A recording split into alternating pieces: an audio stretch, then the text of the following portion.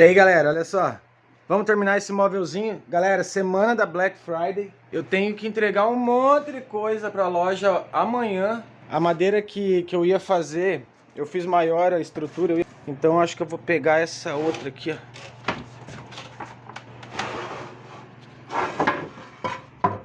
Olha que bonita. Beleza, galera?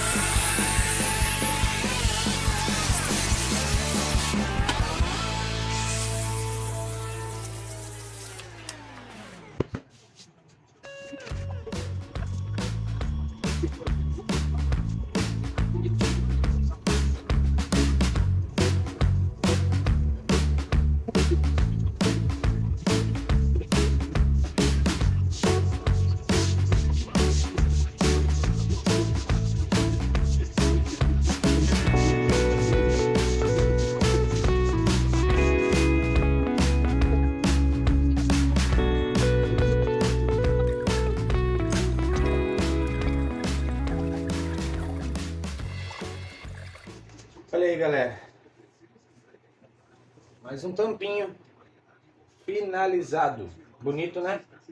Eu acho bonita essa madeira.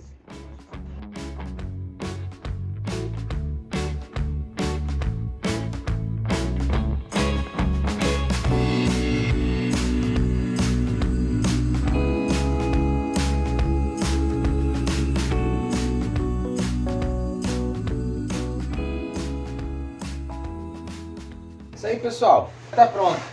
Vou entregar tudo até amanhã, no máximo até depois de amanhã, pra aproveitar essa semana da Black, que é agora, a última semana do mês. Tá bom, gente? É isso aí. Filé.